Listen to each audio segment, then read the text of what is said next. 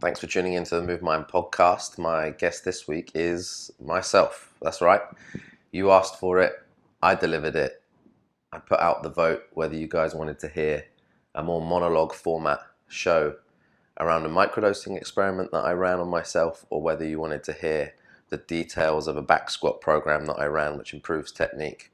And surprise, surprise, the overwhelming majority wanted to hear about the microdosing experiment. So this is going to be a short episode recounting a 10-week microdosing experiment that I performed on myself back in 2020, just as the first lockdown period started here in Canada. So I hope you find it as entertaining as you do useful. If not useful, then maybe just entertaining. And let's explain to you briefly what we're going to look at, a bit of a summary of the show, and then we'll get stuck right into it. So we're going to take a look at the protocol that I used in terms of the dosage, the frequency, and then how I concocted the actual potion that I took. I took the LSD in a liquid form for the microdose. The immediate effects of what happens when you take the dose, and then also what happened when I mistakenly took too much, and then how the microdoses started to affect me over the coming weeks and as my body's levels compounded. And anyone that knows anything about microdosing, you'll know that the levels compound in your body over time. So you actually end up taking less and less and less is usually the reported experience anyway. So we're going to have a little look at how that happened to me. So buckle up, here we go. Like I said, you asked for it, so I will deliver. I hope you enjoy the show, and here's a little look at my 10-week microdosing experience and experiment. So this was the first microdosing experiment that I'd ever done. I was interested in microdosing probably as far back as about 2015, maybe 2014. I started hearing about it and was interested.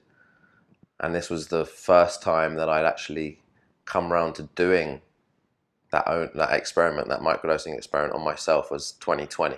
So quite some time later. So I'd been gathering some ideas and some articles and some bits and pieces and some books, and was just interested in learning more over the last few years.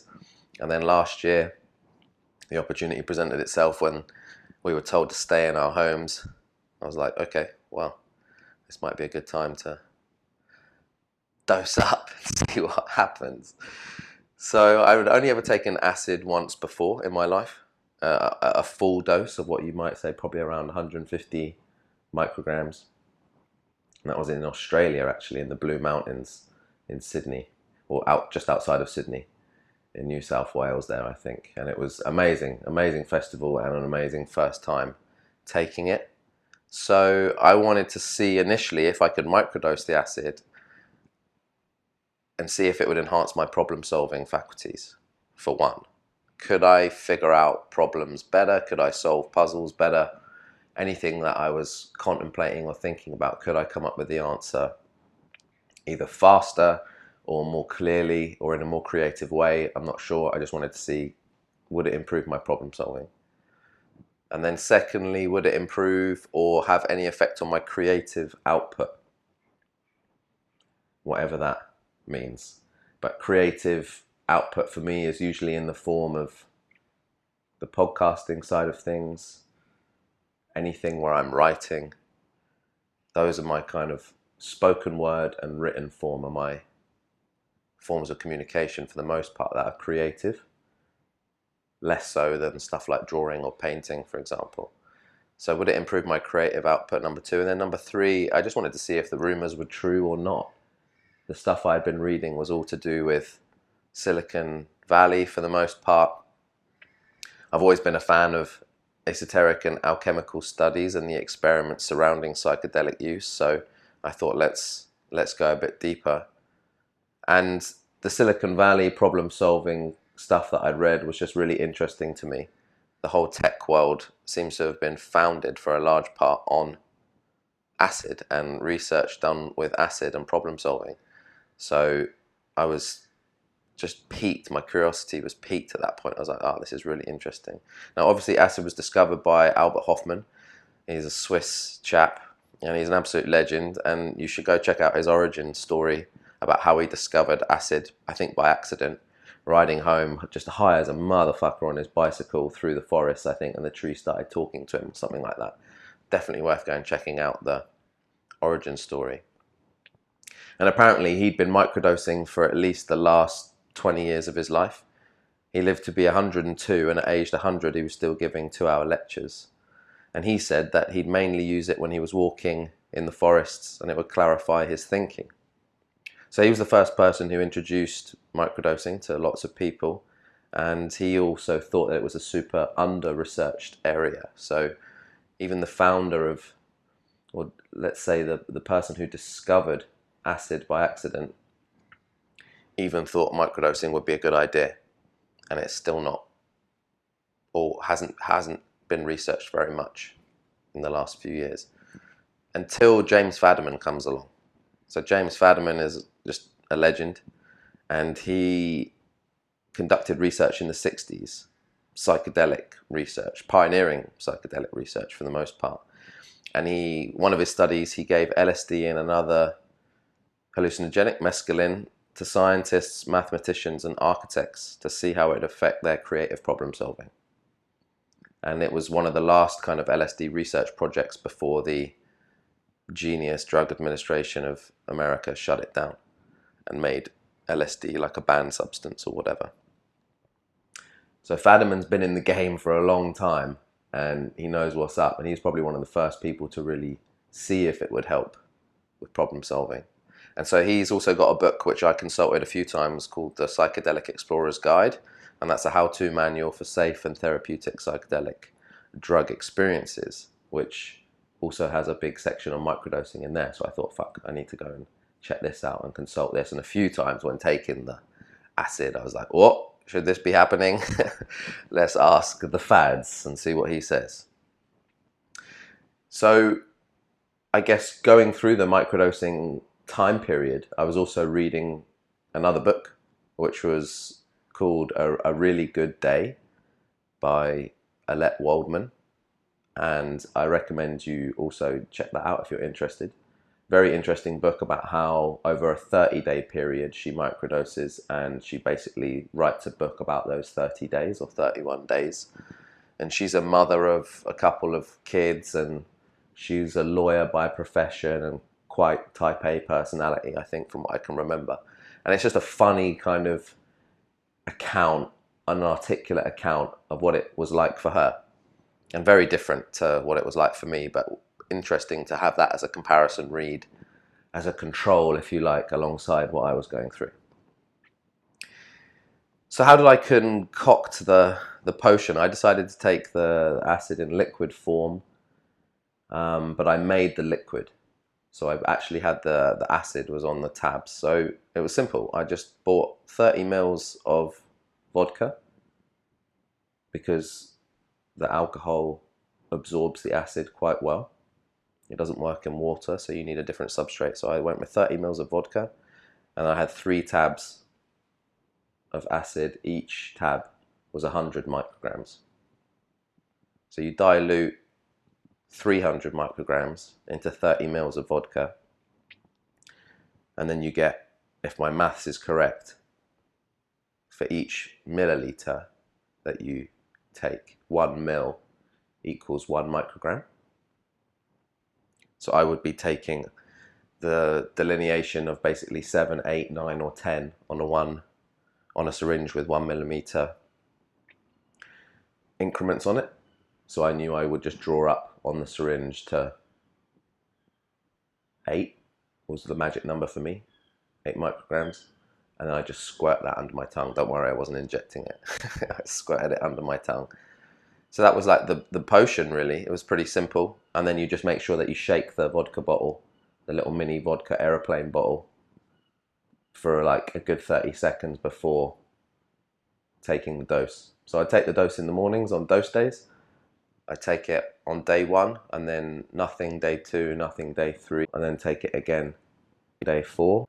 And you squirt the vodka like under your tongue, and it's a bit intense. Sometimes first thing in the morning it would burn under my tongue quite often, and I'd just try and hold it there for about 30 seconds or for as long as I could take the burn, and then boom, down the Gregory Peck it goes. And then usually within about 30 minutes I'd feel something. All right then, so the first dose day, what happened?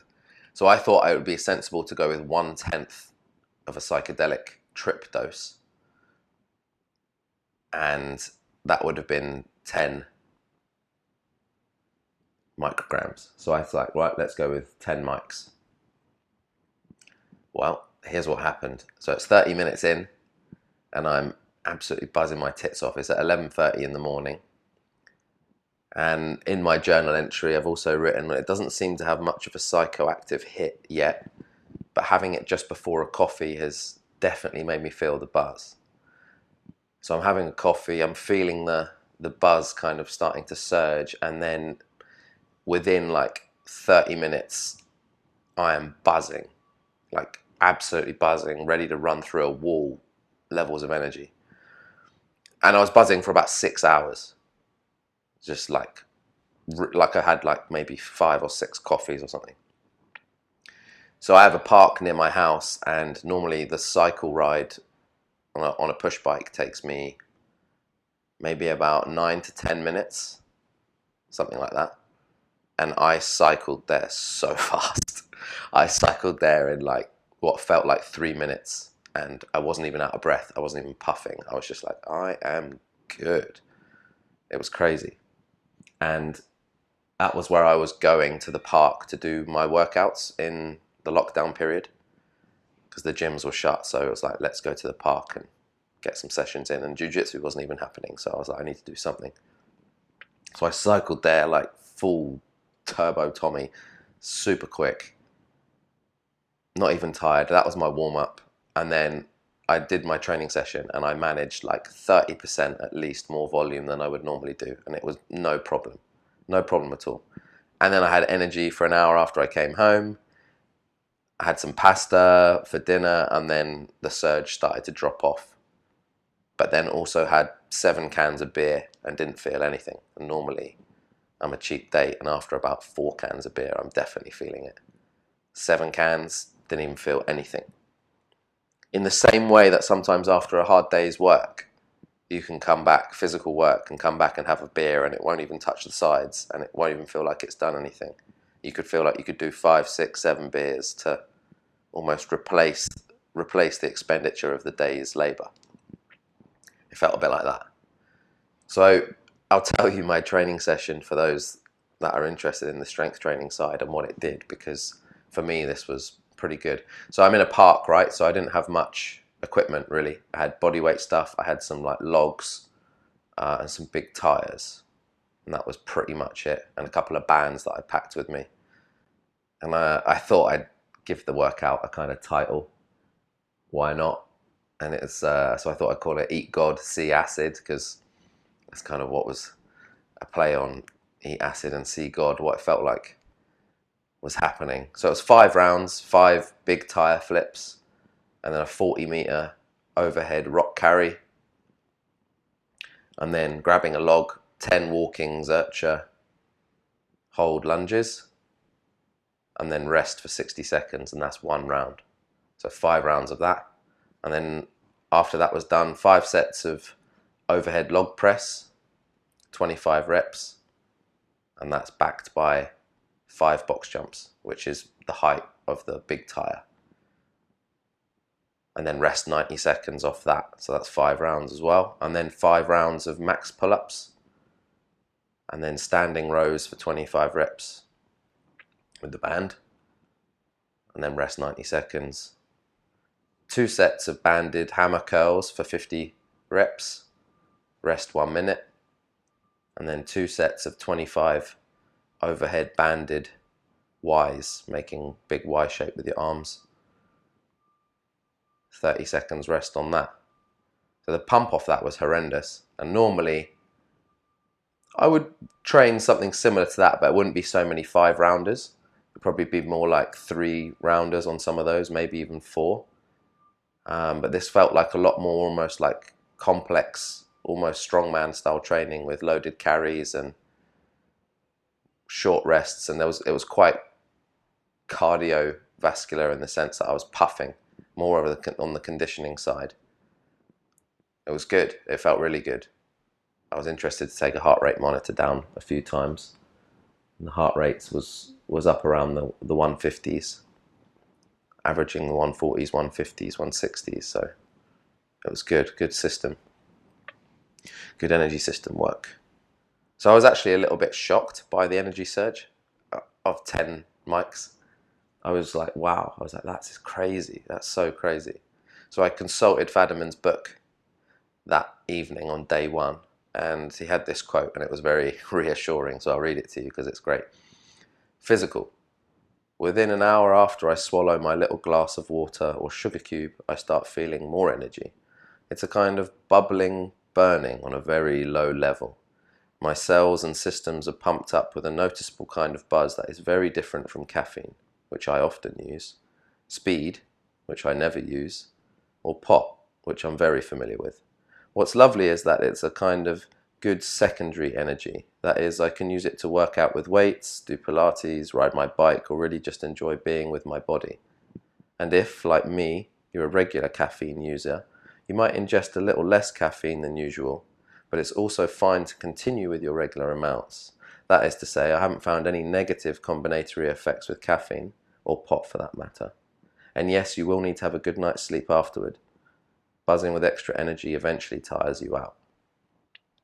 And that's from Fadiman's Psychedelic Explorer's Guide, Safe, Therapeutic and Sacred Journeys, which I highly recommend you check out if you're interested in going further down the microdosing wormhole. So he felt the surging energy, and I was like, oh, thank fuck for that. If you feel it, mate, then I'm glad. And, you know, it made me put me at ease a little bit that maybe I might have taken a little bit too much, but it was to be expected. So that's day one done. But then in like the coming days, it all came at a cost, all that extra energy. So day two, the day after the first dose, I was really, really flat, had no energy, no mental capacity for problem solving at all, just completely fogged out and just dead to the world, which was an interesting kind of microdose hangover, which tells you that maybe the dose was a little strong. And day three, I felt much better after a big 10-hour sleep and loads of coffee. So that's like the first cycle. So on the second dose day, I still had a phenomenal workout in the evening, even after drinking 3 beers, loads in the tank, didn't feel the pump as badly as normal. So I didn't get the pump like exhaustion feeling and could just pump out the volume, just reps and reps and reps, and I wasn't getting tired at all. So you can see there's a trend already on day one, energy, good training, flat, day 3 better, day 4, so dose number 2, another energy surge, another good training session, and just pumped my arms so much I couldn't even lift them up and felt really good. So first 2 doses have gone well in the sense of training side of things. Haven't felt anything else noticeable on the internal side of things, but the physical output was the big one. And then in the coming days after that, I actually slept really badly. So I just had like a sort of a vacuum and a deficit of sleep hours, which I felt like I really needed more sleep hours, because these doses felt like they were great on the days that I was taking them, but taking it out of me the day after. I felt like it was coming at a cost, for better or worse. So dose day 3, I felt really calm. I was aware of my thoughts and slightly distanced from attaching any emotion to them as well. And I'm not sure if it's the acid or if I'm too tired to feel uptight, because I was so tired I just couldn't really even hold any tension. This was the point where I was really aware of being tired, but it's also the first time I was kind of aware of my own thoughts and watching them instead of attaching them. So it was after the first week, basically, I started to feel the internal, slight, subtle internal shift. Very similarly to as if you had spent maybe 1 or 2 or 3 sessions meditating for 10 to 20 minutes, like Vipassana meditation, for example. Very, very similar. So the 8th day comes around, day 8, and this was one of the most pinnacle moments during the whole microdosing experiment. This was crazy, and I wasn't expecting this, and I Again, I can't tell if this was part of the microdosing or not, but it was a really, really valuable insight that came around for me personally. And I think it's worth sharing because this was the kind of reality check that I think I needed to have. And so here's what happened. So I've put correlation doesn't necessarily equal causation, right? So I can't tell you exactly if the trigger for what happened came from solely microdosing or a mixture of things. It's hard to say. But to give you some context, this was during this first lockdown period in 2020. So there was a lot of interesting things going on socially in the air and the ether and the internet. Loads of interesting things were happening. Very unique sort of time in recent history. So there was, if you believe in the collective unconscious or that kind of idea, you can understand that that atmosphere was very full of lots of weird and wonderful things. Anyway, I had a big case of imposter syndrome, basically, on day 8. And I woke up and I might have made the mistake of having a few tokes on a joint. That definitely sparked things up. I felt absolutely dead to the world, right? So just the microdose hangover kind of feeling that I was going through. A couple of tokes on the joint and just had this huge imposter syndrome attack, basically, in the form of calling myself a coach. So I'd been calling myself a coach up until that point, coaching jiu-jitsu, strength and conditioning. But I felt really uncomfortable with that term that morning, that instant. I felt really uncomfortable and was just like, oh my God, who are you even? What is going on? And whilst kind of waking up and going through, I think just reading some stuff, I came across this piece of writing which kind of spurred this feeling of imposter syndrome because it resonated with me in ways that were unexpected. So this piece of writing is about conspiracy theories and the types of people who believe in them.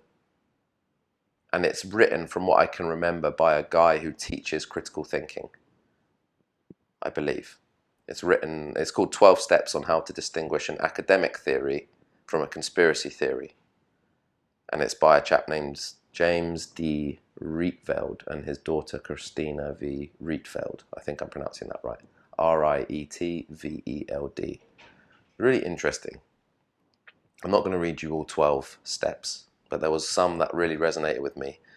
And you can replace, I recommend whilst you listen to the next couple of quotes, is just replace the kind of term conspiracy theorist to almost just like people, actually.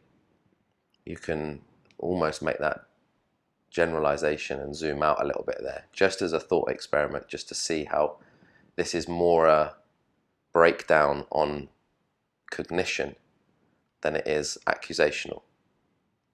So let me read a couple of these things because this is what sparked in me this idea that to call yourself a coach, there's a certain set of definitions there that I think you should meet if you're really going to say that you're a coach, versus calling yourself an instructor, versus calling yourself a teacher, etc. There are nuanced differences there, and I was having a visceral experience in relation to calling myself a coach and being uncomfortable with it.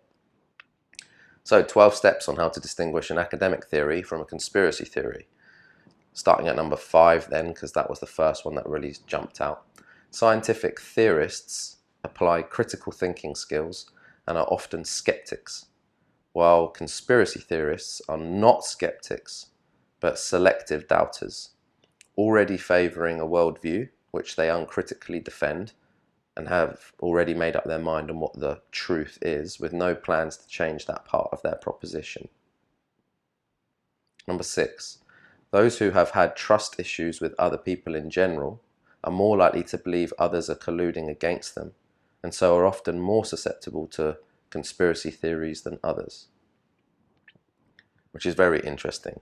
Your own narrative, your own background, your own past experiences in relation to trust can already make you more susceptible to jumping on conspiracy trains. Those who entertain conspiracy theories often enjoy mystery and intrigue in general, seeking something sensational and thrilling to relieve mundane daily affairs. The fact that they know something others do not makes them feel special and important. A conspiracy theorist's goal is typically not the advancement of knowledge, but to shock or impress you with information that will demonstrate how intelligent they are, seeing factors that the so-called experts failed to note. At the center of those who design such theories is the ego, as opposed to benefiting others. Alright, number 10. Timothy Melly asserts that conspiracy thinking arises from a combination of two factors. When someone A holds strong individualist values and B lacks a sense of control. The first attribute, holding strong individualist values, refers to people who care deeply about an individual's right to make their own choices and direct their own lives without interference or obligations to a larger system like the government. But combine this with a sense of powerlessness in one's own life and you get what Melly calls agency panic. So an intense anxiety about an apparent loss of autonomy to outside forces or regulators. Conspiracy theorists at no point will accept fault, but will displace responsibility to factors outside of themselves. Number 11, conspiracy theorists often gravitate to echo chambers in which they often expect to have their own opinion parroted back at them rather than have it challenged as it would be in the academic community. And finally, number 12, conspiracy theorists attempt to create an alternative reality whereby they legitimize themselves and their theories by creating supportive networks that seek to displace the mainstream consensus. In the age of the internet, they'll create a web page that provides them with more credibility than they already have, but this credibility is implied, having not undergone a peer review process. And then I put in my journal in relation to reading that. That fucked me up good and proper. I was spinning out so much, I even deleted Coach from the Instagram profile that I had because I realized I've never been peer reviewed hard enough to even be a coach. So I freaked out and concluded I can't legitimately call myself a coach right now without being peer reviewed. So I had this kind of credibility issue with myself. I'm like, wow, coach is a really strong term. And I wanted to discover maybe the etymology of that a bit further, or the meaning and definition of a bit further, because it wasn't resonating with me. I felt underqualified for that. I actually wrote that diary entry 2 days later, and I still hadn't changed the profile back to coach yet. Teacher or instructor maybe, but coach, perhaps not. That term gets thrown around a lot, and I didn't feel like then I knew enough to call myself a coach. And, you know, as always, definitions are useful for clarity. So I went to look further into the definitions of instructing, teaching, and coaching.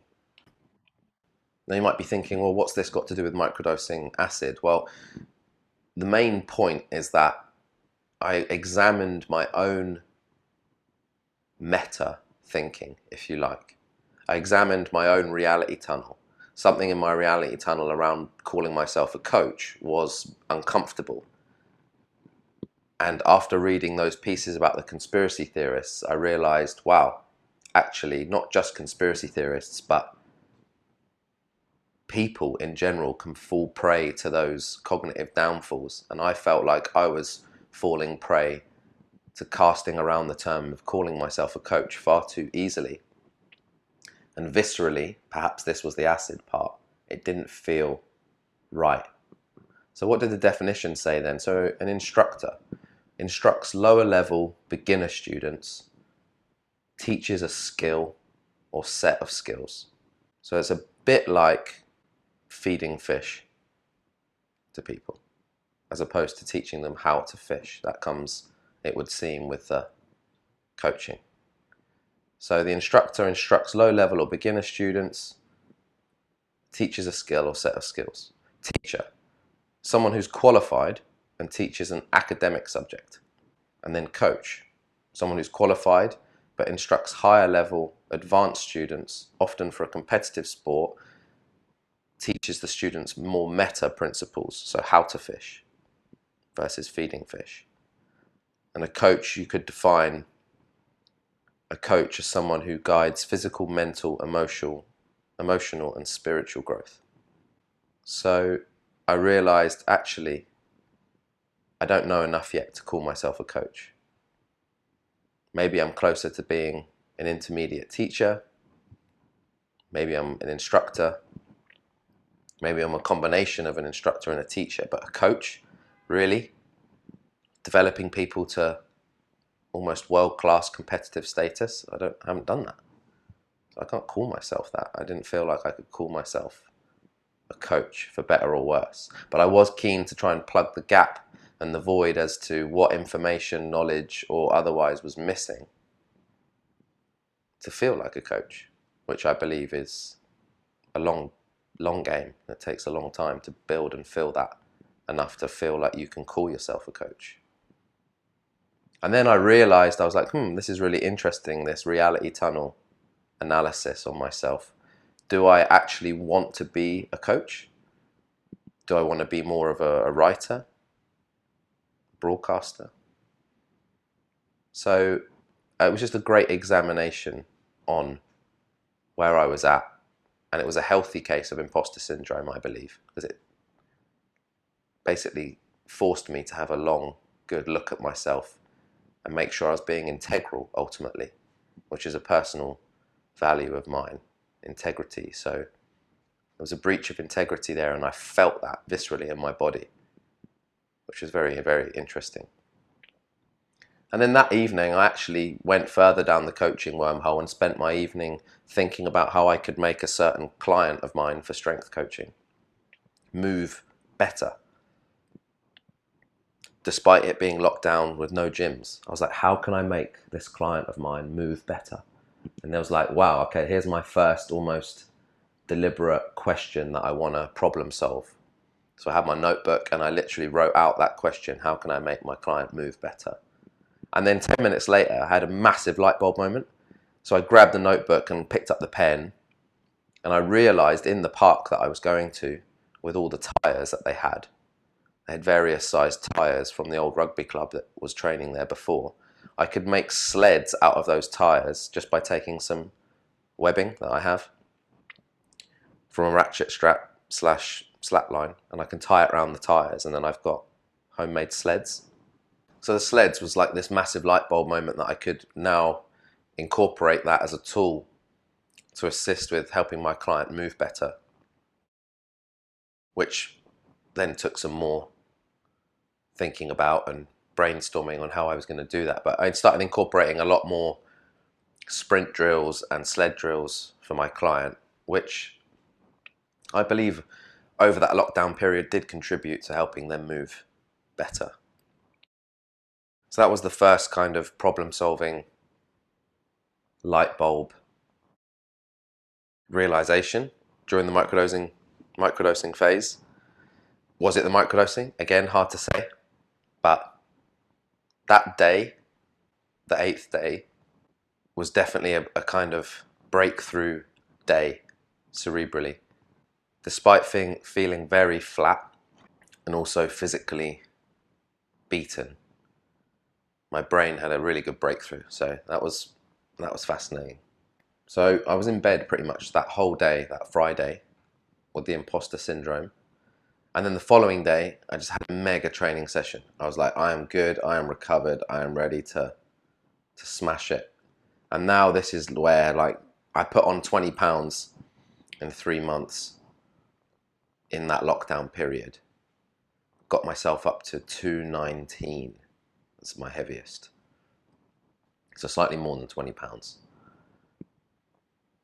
And the workouts were getting more and more intensive, lots more volume. I was just training every day, twice a day, pretty much, and it was working. I was doing some serious sessions, so I can post those in the descriptions just so you get a little taste. But they are, multiple rounds and multiple supersetted things to do with tires and logs and carries and stones and banded stuff until you feel like your arms are going to fall off. So the fourth dose day, may the 4th be with you, was the 10th day of the experiment. So 10 days in, I'm on dose number 4, and I'm feeling more and more with regards to emotions that might normally be under the radar. They seem a little clearer now. I'm feeling them, and I'm more aware that I'm feeling them. The feelings aren't necessarily more intense, but I've just got more awareness of them. So now the emotional side, 10 days in, I'm starting to feel perhaps the first layer or two being peeled away. The peeling away of the personality onion, if you like. And it's just starting to peel that and starting to feel and notice that I'm feeling a variety of emotions throughout the day or whatever.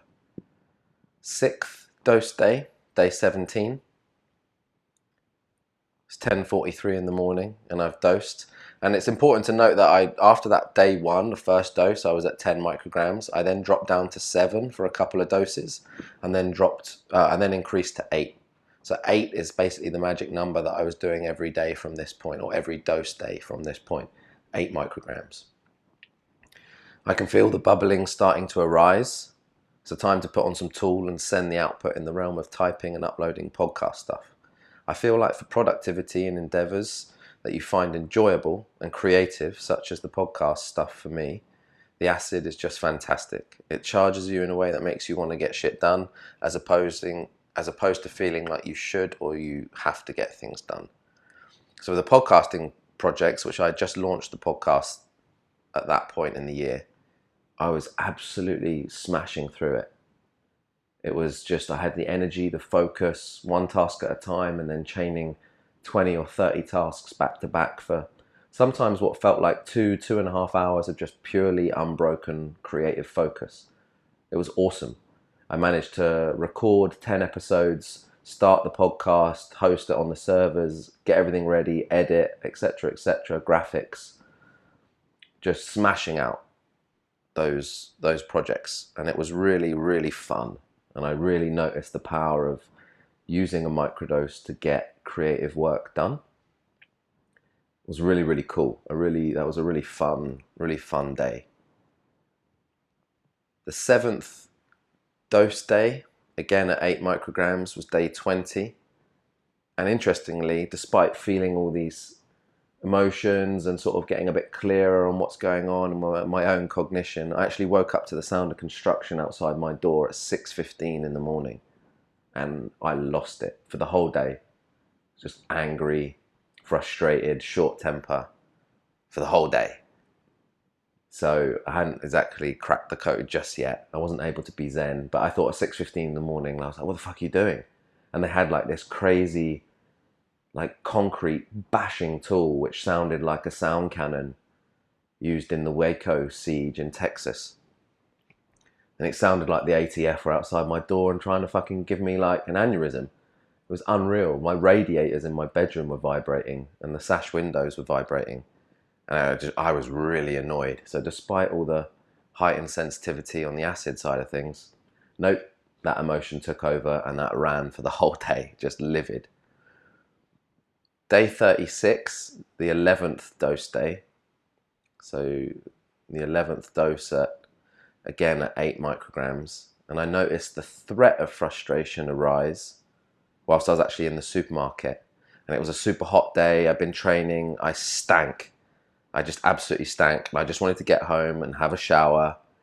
But I still had to carry my shopping bags out of the supermarket, get to my bicycle, unlock the bicycle, walk that massive distance of 2 blocks back to my house, which would take me only about another 10 minutes. But, I could feel this frustration starting to build of just get me out of here.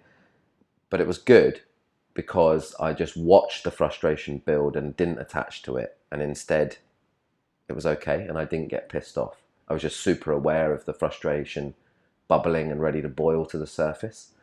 So 36 days in, and now I'm having what would normally be a visceral reaction, perhaps of frustration to a scenario, impatience basically. And I'm able to watch the impatience instead of being impatient, which is great. So 2 days after the 12th dose, and the acid is producing a gradual peeling away of internal layers. And it's true.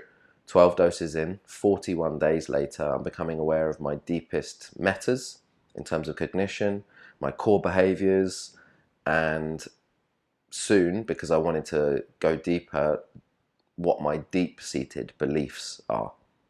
I was interested in then taking the problem-solving test a stage further and seeing, could I discover what my belief system is? Now, I don't really think you need acid in a microdose level to do that.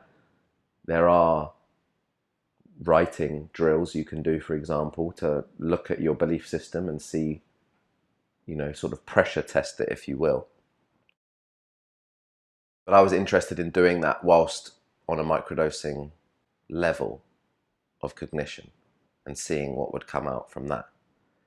So I'm aware of my deepest metas, core behaviors, soon my deep-seated beliefs. Now it's time to do something about it.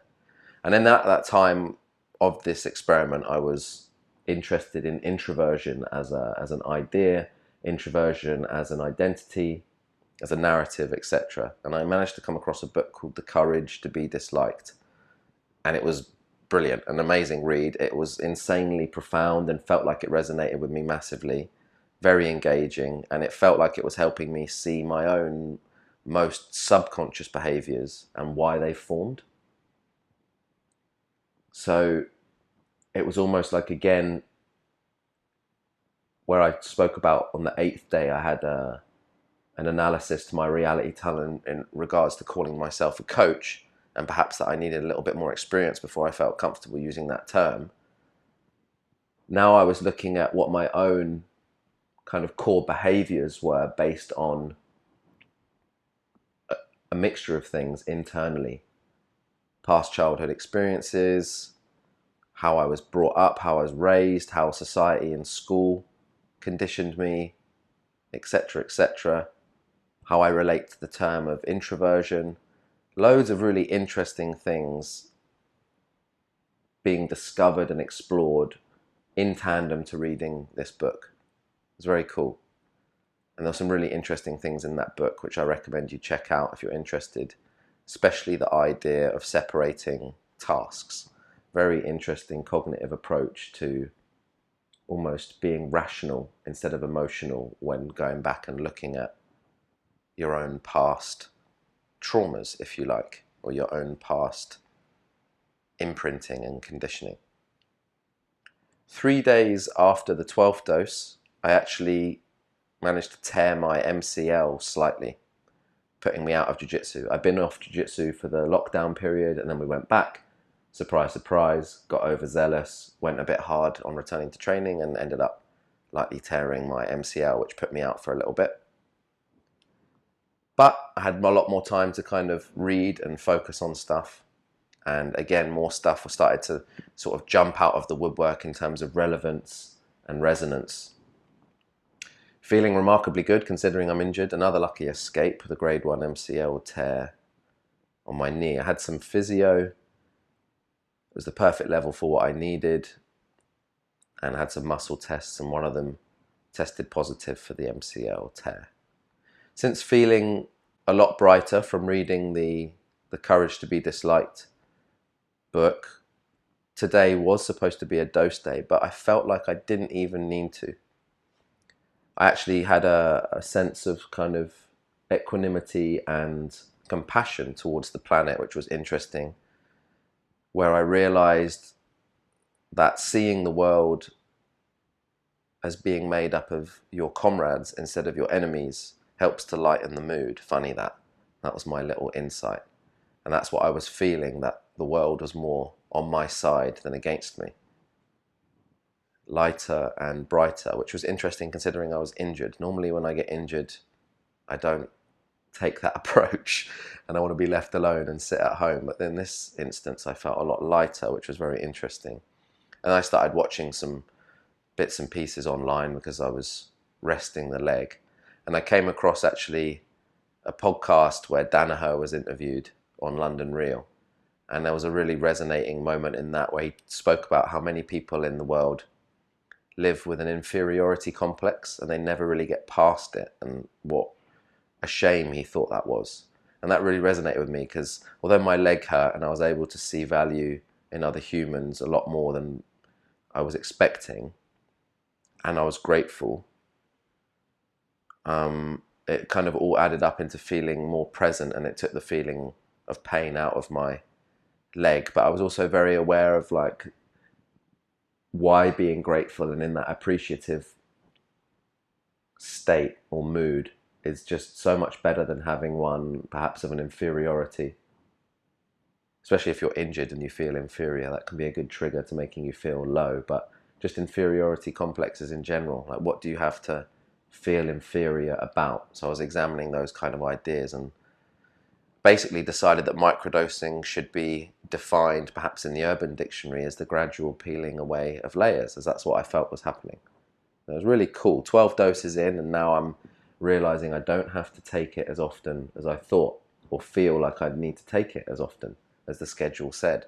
And this is something I spoke about on the podcast with DJ Strongcamps, is that after around week 6, you start to realize or feel that you just don't need to take it as often. It's compounded and you just don't need it. It's really interesting. You almost feel like you're saturated. And this is replicated again on dose day number 13, which is day 46. I haven't even needed to take any acid for an entire week. I'd say that the compounding effect of taking it has finally hit the tipping point. This last week has been what I can only describe as an unfolding or gradual peeling away of those layers.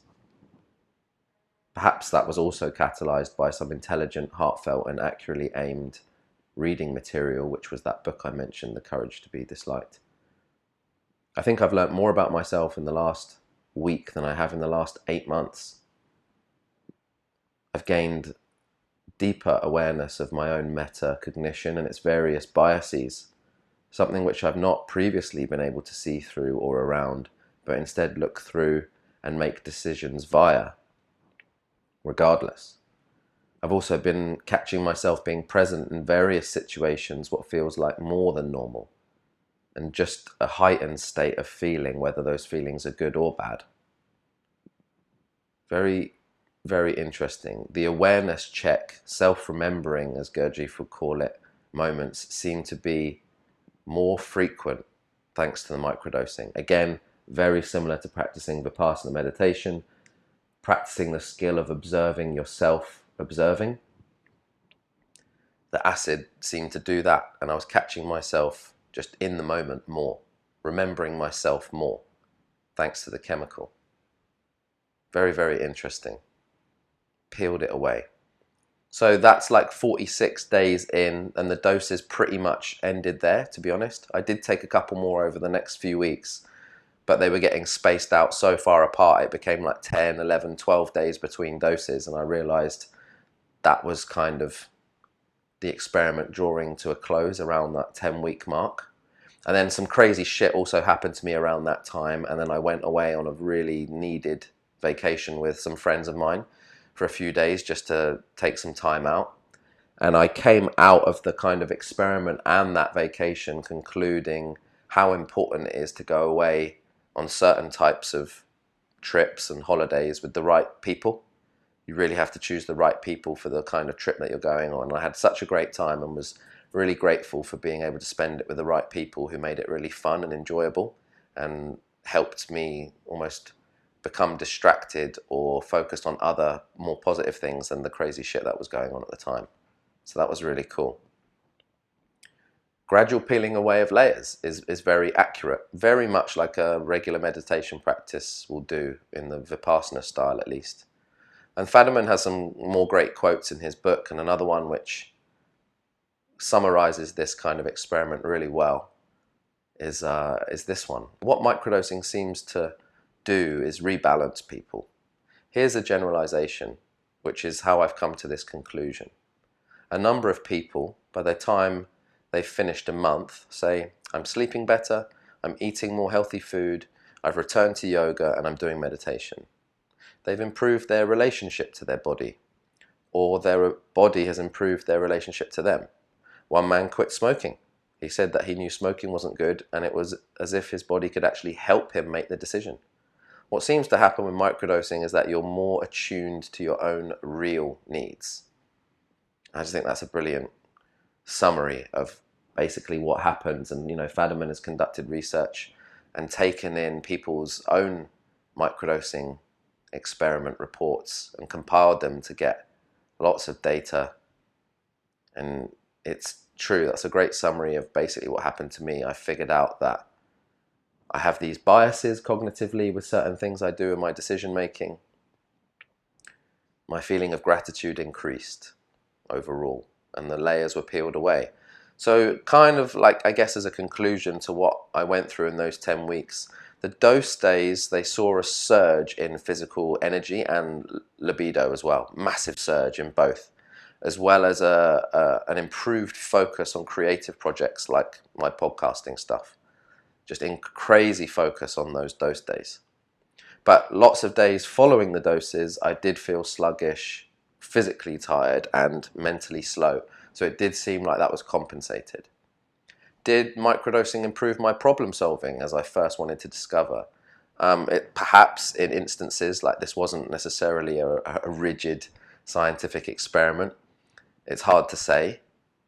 It certainly felt like the peeling away of internal layers, which I've mentioned, just like the Vipassana meditation.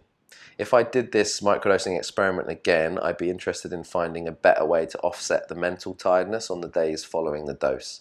I don't know if that would be more sleep, if that would be taking something else, more caffeine. I don't know. But the tiredness was perhaps the one downside to taking those doses, even after stabilizing at 8 mics per dose day. But I'll be interested to see if there was some way to offset that tiredness, perhaps, if I did it again with LSD. I think microdosing with psilocybin will be my next experiment, as I'm interested to see how that relates to jiu-jitsu. I did mention in the DJ podcast episode that I felt like there was a little bit of mileage with the acid and the way I was drilling. I think I said drilling with jiu-jitsu or sparring. I can't remember one of those two. But I didn't really train jiu-jitsu for enough time during the microdosing experiment because of the lockdown. So I'd be interested in trying to do psilocybin with some regular jiu-jitsu training and see what will happen with that. So I really hope you enjoyed that episode. If you did, if you could share it for me, that would be awesome. I'd really appreciate that. And if you could also leave a review on the Apple podcast page, if you like it, obviously, that would be awesome. And I'll post a link in the description for that. Just the reviews will help. And share it around if you found it useful, or if you know someone that would be interested in taking the guinea pig role and trying it on themselves. I can't recommend that you do this. This is just entertainment, but I hope you found it entertaining, if not useful. And I'd love to hear about your own microdosing efforts. So you can email me at movemindonline@gmail.com or DM me via the Instagram page at movemind and tell me a bit how you did it and what you found. I'd be really interested to know. And I hope you enjoyed this show, and I'll catch you next time.